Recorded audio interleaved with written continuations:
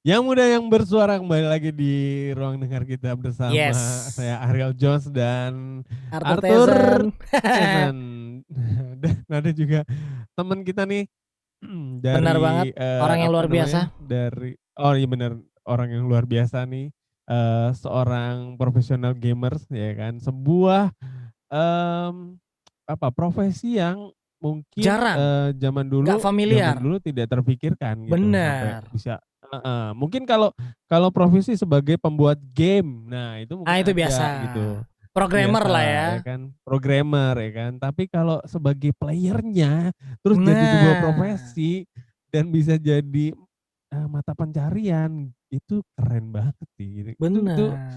bener-bener, sesuatu hal yang baru lah mungkin buat kita semua gitu. Dan kita tadi udah seru banget ngobrolin Iya, cerita-cerita kehidupannya, Glenn dari awal dia, penolakan dari orang tua sampai dia sempat dalam tanda kutip juga bisa dibilang, melawan tapi dengan tujuan untuk membuktikan diri bahwa, pembuktian eee, diri. Iya. dia punya potensi di bidang itu. Ya wajar sih, maksudnya mungkin di eranya di tahun berapa itu ya Glenn? 2000-an kali ya Glenn ya? Iya 2000-an. 2001 kali ya? 2000 berapa sih itu kira-kira? Sebenarnya sebenarnya mulai gila main konsol itu 96, 97 96 ya? masuk lah kayak, tapi gue mulai kayak 2000-an ke atas itu udah mulai PC kayak gitu. Udah mulai makin Iya. gila lah. PS itu 2000 berapa kita main di 2000, kita itu tempat 9. tempat tempat Mm-mm. nyewa PS itu karena kebetulan rumah rumah gue sama Glenn itu Deketan masih ya. satu komplek lah, maksudnya dari satu daerah gitu. Jadi di situ ada kalau nggak salah ada dua ya Glenn ya, ada dua tempat Ada dua, sewa PS betul ya. ada dua. Ada Yang satu dua. dekat banget sama rumah gue, yang satu Aha. lagi ada di mana gitu. Jadi gue Agak masuk ke dalam. ada masuk ke dalam. Jadi kadang-kadang gue suka ketemu juga sama Glenn gitu kan. Selain ketemu di gereja, gue ketemu di tempat main PS. Apa jangan-jangan gara-gara elu ya, Ril ya? 99 Jadi kayaknya itu, ya 99 99 2000. ya, 2000-an awal lah, Mm-mm. kurang lebih lah 2000-an awal itu Ya. di zaman itu memang ya itu berkembang lah. Ya, Game konsol itu memang lagi naik banget lah pesat. dari zaman Nintendo, Sega sampai Dari ke grafik yang cuma PlayStation itu kotak-kotak 8 bit sampai yang sekarang udah hampir, benar. waduh, perfect. Artinya di zaman itu pun maksudnya kenapa tadi Glenn cerita orang tua juga sempat seperti tidak mendukung ya karena memang di zaman itu juga gua pribadi ya bukan bukan main game di rumah aja kadang-kadang diomelin cuy gitu. Maksudnya ada Iya. batasan waktu nih main game cuma boleh hari Sabtu atau Minggu. Nah kayak gitu-gitu kan artinya karena belum yang siapa sih yang kepikiran orang tua zaman dulu bisa kepikiran bahwa game ini bakalan jadi sesuatu mata pencarian di tahun-tahun sekarang gitu kan mungkin ya itu Mm-mm. gitu. Jadi memang, banyak banyak hal yang memang di zaman itu kenapa akhirnya mungkin, orang tua kita juga, dalam tanda kutip menolak bahwa, "Aduh nih main game doang nih kerjaannya," gitu. Tapi Glenn ini mencoba membuktikan beberapa kali bahwa Iya. dia tetap dengan main game, dia tetap mencoba untuk, serius di sekolahnya walaupun sempat, eee, agak goyang juga ya Glenn ya? Ya, mungkin sedikit aja, sedikit. Heeh Mungkin, heeh. Iya. gua tarik benang merahnya adalah, maksud orang tua pada saat itu adalah Mmm, kayak lu seimbangin sama sama yes, belajarnya supaya lu nggak Iya. ketinggalan gitu. Karena betul betul konsepnya kan betul. Karena hanya hiburan kan. Game itu hanya ya, hiburan. Betul betul betul. betul. Bahkan kayak kayak nyokap bilang kalau lu udah kerjain PR, lu dapat 30 menit main. Kayak gitu deh. Nah, iya iya iya iya iya iya, Iya, Nah, jadi ya itu gitu itu. deh. Ya zaman itu emang begitu gitu, sama gue juga iya. sama kayak gitu, maksudnya, boleh main misalkan setelah pulang sekolah, tapi cuman 1 jam gitu, habis itu ya, Mhm.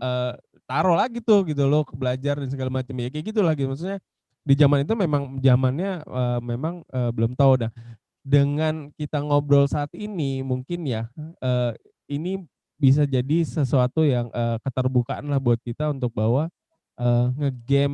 main game itu juga ternyata punya potensi yang luar biasa buat, Mhm. anak-anak muda untuk menjadi seorang yang profesional lah gitu ya di bidang game ini gitu. Tapi itu Nah tadi, Glenn heeh heeh. Sorry, Pertanyaan Arthur Well, iya. Apa sebenarnya definisi paling sederhana yang dari namanya e-sport? Padahal e-sport itu ya tadi kalau kata sport olahraga. Olahraganya di Itu mana elektronik. gitu? Heeh. Oke. Well, e-sports, electronic sports ya berarti. Apa namanya, olahraga elektronik. Pertanyaan gue simple sih. Catur olahraganya di mana? Kepala, I mean, otak. e-sports adalah, e-sports itu dari gua 2000 awal itu gua kayak entahlah, kayak visioner banget lah. Gua ngerasa kayak game itu caturnya masa depan. Iya, Oh, game oke. itu caturnya masa depan gitu. Yang membedakan adalah kreativitas dan konsentrasi yang lebih. Makanya predikatnya lebih ke arah kayak gitu, konsentrasi konsentrasi yang lebih, kreativitas, teamwork gitu. Karena ada juga teamworknya gitu, ada beberapa predikat teamworknya. Jadi itu yang menjelaskan sama lah kayak kita menjawab catur olahraganya di mana sih? Orang cuma angkat tangan sama kayak gerakin jempol, sama kayak gerakin mouse, ya kan? Bridge, Ya, kayak bridge gitu. olahraganya di mana bridge? Nah, kayak gitu. Dan I mean gini lah, zaman berkembang. Waktu itu juga mungkin catur nggak ada terpikirkan bahwa catur jadi olahraga atau catur bakal jadi masuk satu bidang olahraga yang dipertandingkan, kayak gitulah. Dan ini juga ya, untuk mencapai yang namanya konsentrasi, kerjasama, itu kan butuh latihan, butuh physically, latihan secara fisik juga dan mental ya. Betul. Jadi itu yang unsur olahraganya tuh di situ gitu kali ya bro ya. Betul. Ya betul. Dan itu udah disepakati bahkan hampir di seluruh dunia kok. Oke. Nah, Glenn, kalau lo kan sekarang udah sejauh ini ya, artinya udah dari masa sulit lo dulu sampai sekarang lo di posisi yang sekarang itu, apa sih yang bisa lo tarik kesimpulan dalam diri lo atau yang bisa dibagikan buat teman-teman nih, buat great listener, apa sih yang seharusnya kita ngapain sih sebenarnya untuk lo bisa mencapai satu titik dan lo serius untuk menjalani games, menjadi seorang profesional gamers ini sampai di posisi sekarang tuh, kalau mau dibilang dalam satu kata atau satu ini tuh apa Glenn? Oh well, sebenarnya jujur banyak banget yang pelajaran yang bisa diambil, bahkan motivasi. Bukan gue berkata gue bisa dijadikan motivasi, bukan. Perjalanannya yang bisa gitu. Kayak contoh, melawan orang tua itu, gue tadi sudah menjelaskan, melawan dalam artian kayak gue mau membuktikan sesuatu gitu. Bukan sepenuhnya gue melawan. Gue homesick banget. Gue dulu kayak keluar dari rumah aja gue udah langsung kangen keluarga gitu. Gue deket sama bokap nyokap gitu. Tapi melawannya dalam artian yang berbeda, yang berusaha membuktikan. Terus kemudian kayak gue mulai menyusut kayak iman gue lah kalau mau dikatakan, atau kayak rohani gue dan lain sebagainya. Bukan juga gue beralasan untuk gue meninggalkan Tuhan dan lain sebagainya. Men, dalam proses gue juga pernah dihukum kok. Gue juga pernah dihukum to be honest, sedikit aja. Yang gue pernah merasakan gue nggak punya teman sama sekali. Makan sulit, dan kayak gue hidup apa gitu, buat apa gitu. Gue pernah merasakan itu. Dalam proses perjalanan gue membuktikan gue mampu berkecimpung di dalam game dan menghasilkan sesuatu. Sampai gue masuk kamar, gue berkata gini, Tuhan, boleh nggak sih sekali aja ketemu? Kalau ketemu langsung kan kayak Tuhan bisa kasih tahu gitu. Apa yang harus gue lakukan? Ini salah nggak sih? Sekarang manusia nggak bisa percaya tanpa melihat. Makanya juga di dalam Alkitab dikatakan berbahagialah mereka yang percaya tapi tidak melihat kan? Ya. Sorry kalau gue salah kutipannya. Kira-kira kan lo udah jarang, kayak gitu. Ya. Ya, berbahagialah mereka yang tidak melihat namun percaya. Ya, kayak gitu. Nah, sampai Tuhan sekali aja ketemu. Terus sisi manusiawinya bilang, lah kalau ketemu Tuhan lu udah di surga dong. Kayak gitulah. Tapi benar, gue pernah mengalami hukuman gitu yang gue yakin ya ini layak buat gue yang gue diingatkan untuk, men lu nggak bisa sendiri, lu membuktikan melawan orang tua, betul. Tapi dalam pembuktiannya, lu nggak bisa sendiri, lu nggak akan pernah bisa berjalan sendiri. Selain lu Iya. butuh orang lain, lu butuh Tuhan. Lu butuh orang yang di luar dari kuasa lu, benar-benar yang ajaib menurut gua. Nah, Mhm. sampai yang 2018 itu balik sedikit aja.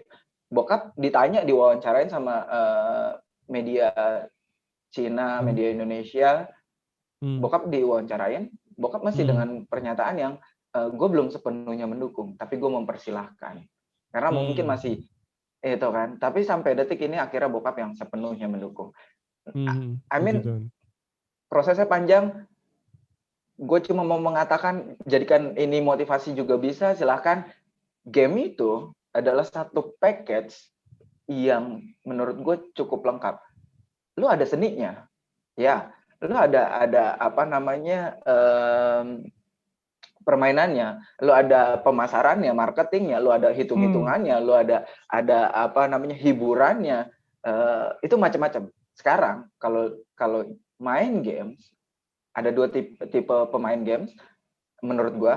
Yang satu adalah casual player, yang satu adalah pro player. Casual player adalah yang bermain hanya untuk hiburan. Silahkan Hiburan. Oh, gua lakukan itu tuh. hanya untuk Gua hiburan. tuh. Kalau Gue pro gue. player, Gue kalau merasa sampai mau pro retek player, kaca handphone. nah, kalau pro player adalah player atau gamers yang dia pengen ada sesuatu dari gamesnya.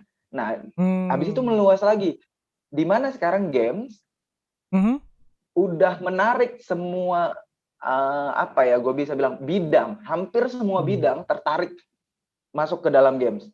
Contoh, hiburannya apa? Nyanyi ada, apa apa namanya, kayak Dia cosplay, ya ya ya. seni dan lain Filmnya, sebagainya Bang. ada, Mhm. marketing. Filmnya juga ada ya.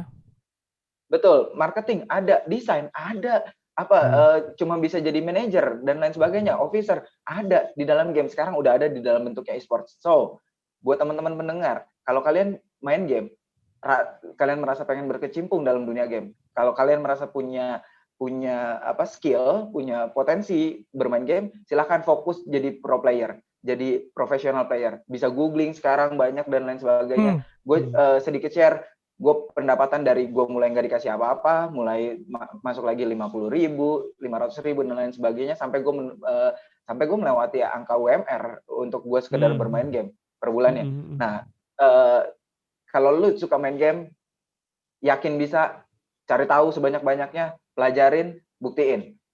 Terus kalau lu Mmm. suka pengen berkecimpung dalam dunia games, tapi lu cuma bisa seninya, lu bisa jadi desainer, men. Mmm. Organisasi e-sport sekarang butuh desainer. Kalau lu cuma bisa hitung-hitungan, lu bisa Oke, jadi gue tim ngelamar di marketingnya, situ men. aja deh.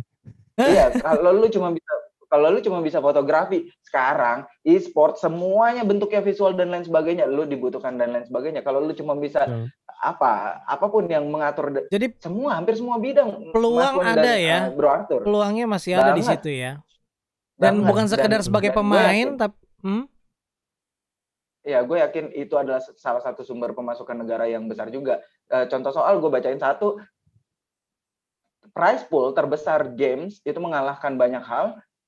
Saat ini adalah The International 10 yang Mmm. ditunda karena pandemi COVID. hmm. Itu total hadiahnya 40 juta US dollar kurang lebih.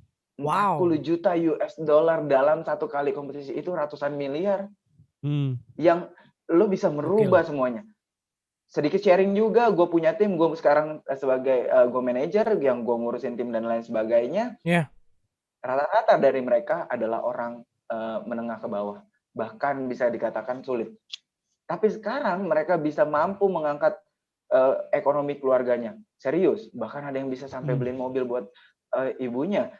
Bahkan bisa setiap bulannya mereka digaji di sini. Dan Mhm. nggak sedikit dari mereka yang gajinya lebih dari UMR.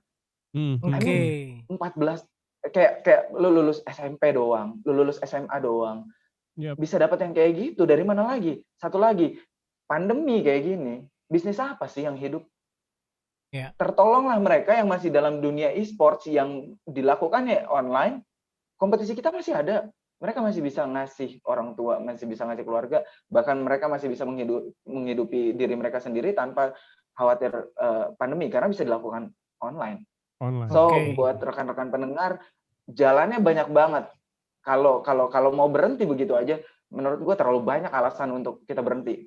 Kalau jago main bola juga berhenti juga di tengah jalan juga bisa kalau lu hanya sekadar beralasan gitu. Tapi lakukan apa yang lu suka, dan ya satu, gue bukan pendeta, gue bukan majelis dan aktif, gue udah lama banget di gereja, tapi gue meyakinkan satu, tanpa doa nggak akan bisa. Sungguh tanpa doa nggak akan bisa.